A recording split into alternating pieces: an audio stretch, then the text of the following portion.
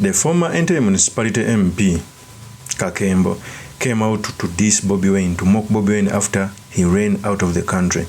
He came out to say that BOBI WINE has failed to lead the struggle. Kakembo yajereze BOBI WINE ayogera ebigambo bino yeno tape. Gambye kyageze mu EXILE. Byowunyisa kubanga ebibuuzo bingi answers zo ntono. Omuntu ali mu struggle. Bwero byempulidde bagamba nti kyakoze kyekisinga naye nga nziswa si kyekisinga. Ng'omukulembeze asuubiza tugenda kubanja ate nagwo olina otandika okubanja naffe tukubanjireko. Bodduka obanga atugamba nti byokubanja mbiveko kubanga onaabanjira ebbanga nga gw'obanjira taliiwo tegeeza ekyokubanja kiba kimaze okufa nakyo ddeefu. Bw'agamba nti nze bwe mubanjira ate siriiwo ngenze bweru wa ggwanga. That is Kakembo. I think Kakembo didn't understand the struggle. We are not fighting for BOBI WINE to become president. We are fighting for our own rights, just that BOBI WINE is a beacon of a struggle. Kakembo waveo na agamba mbusima tunakabanjizani nga BOBI WINE taliiwo. BOBI WINE is a symbol of a struggle. Tuina kabanja so that we can get change ngaffe. If Kakembo comes out to speak like that, it shows the bad manners. It shows the politics of intrigue in these people. In fact, Kakembo continued to say this. Mukinana Museveni yabulako naye naye yabulanga byabuze birabika kubanga bagamba ngenze mu nsiko kulwana. Eno yali anonya yagamba obote tikoba akagenda kola ki? Era byekagwa yabunga kati nyingi dezo ngenze kulwana bagala munonye mu nsange tutande ko zikekeza. Kakati newunya kutunga manti ogenze kukola struggle bajengo kabanjira bweru wa ggwanga mu EXILE nga go tutte mu EXILE. Sikina bukakafubula kati badde bamuyigga. Wangu mtuko badde bayigga nga ali mu ggwanga nasooka bulanga akaluka wedde bamuyigga. Tumulabe enkeera ng'agenze mu lukiiko olwa European Union tubuza ati yagenze yatya naye ate n'akomoni wano tubuza atuukiddewa bange ebyenyonyi tebiringa byakulinnya emmotoka kulinnya ku airport formalities nyingi z'oyitamu eza security eza migration n'ebirala n'okomawo mu ggwanga n'otegeera nti mwoli. That is Kakembo. You clearly see that even at first these people didn't believe in BOBI WINE. They believed in him to get the position. That's why he was elected in 2021. In fact, voice notes leaked before he joined NUP and he won the 2021 general election, coming out to say that he has going to join BOBI WINE just to win, but to go back in other political parties. There are many people, most especially those who had a lot more experience than BOBI WINE in politics. They thought that they were the people to be in BOBI WINE's shoes, not knowing that God is the one to choose leaders. So, the purpose of this video, I've come to talk about the comments which were made by Kakembo, what it means for our politics, and most importantly, the study materials we can learn from the politics of our nation. But before I do this, I want to let you know that if you're into this channel, please subscribe. And if you're watching this video from a different platform, please head on to YouTube, type in Sura Mawagari. There's a lot of content of this nature. If geopolitics and economics is what you want, this will be definitely the right channel for you to subscribe to.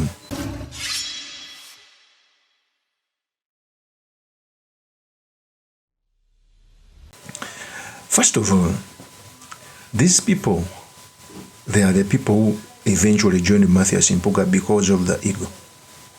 They thought that they think that they were the one to lead, not BOBI WINE.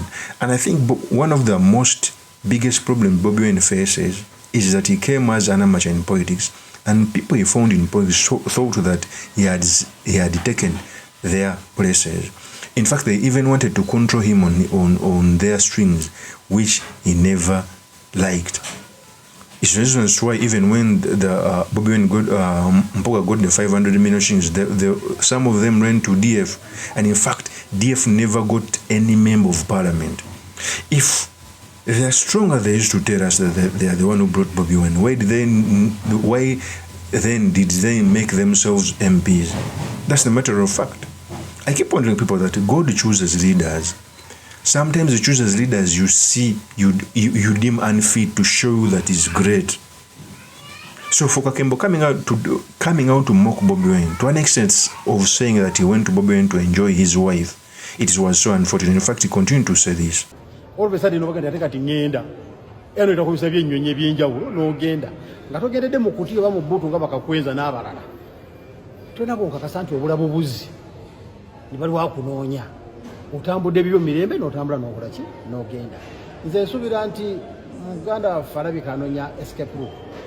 anonya waita yekwase ave mu kintu kimuyitiriddeko obunene ate nga twamulahula dda ekyo bijera bwetirako obunene wete ku mugwambulago nojja tuuka ekiseera nga kugagwo kenyini ojja kupuluka wekka odduke nessanyu nti byetwalagula bitandise okutuukirira baba teyadduse ate ali luddawa kubanga bwongamba nti yadduse nga yasooka naddusa omukyala n'abaana n'embwa kiba kitegeeza nti ali yetegetegera kugenda omuntu adduse obuddusi mukazi we n'abaana n'embwazi byandibadde wano emagere nti eyo apuluse n'adduka naye okweteekateeka nti ngenda kudduka n'embwa n'ogiweereza n'abaana n'obaweereza n'omukyala n'omuweereza tekitegeeza nti odduse oba weteekateekera EXILE ennungi era ogende bafumbire n'ettooke katonda wabadde mu Uganda abadde mu kkomera kubanga n'omukyala amuwa Kahaga tabaddeewo kati gyagenze Kahaga gyakafuna akamere omukyala akamufumbira akaleeta akookya oyo ava mu prison yava mu EXILE oba bagenze kulya bulungi n'abaana be kubanga yandibadde abamiisinga nnyo senga yagenda yekka ng'agenze yekka kulwana kati wagamba nti ŋŋenze nyongere mu maaso ne struggle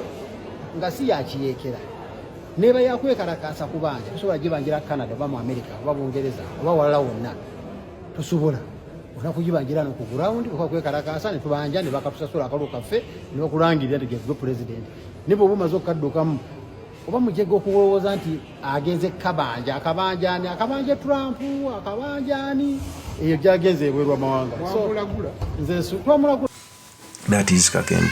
So you clearly see the hate, the mocking. For the MP for entire municipality, who by the way lost, coming out to say that Bobi Wine ran out of the country to enjoy, that even when he addressed the European Union Parliament, he was outside the country, yet he addressed it here. It is so unfortunate that it's coming out in a person who calls himself opposition. There is a clear difference between critiquing, positive criticism, and hate. You clearly see that Kakembo hates Bobi Wine to the dot because of the things he's talking about. The reason why the family of Bobi Wine ran outside the country was because of an attack. In fact, when when the army attacked Babi Kyagulanyi's home, very many propagandists came out to say that it was not true. Until Moses Kainerugaba posted it on his own Twitter handle, showing that Babi Kyagulanyi has been attacked. So for Kakembo coming out to say that Bobi Wine's family ran out of the country because they wanted to enjoy his wife, not seeing the background that his home was attacked. Some of these people have never been attacked even in their homes. So they are mocking a person who just gave it his all, to an extent of putting his family on the line. Secondly, very many opposition leaders have always run to exile, including Kizza Besigye. Even before Kizza Besigye, there are very many activists, Kakwenza Kwesaja, Itiswa ran to exile.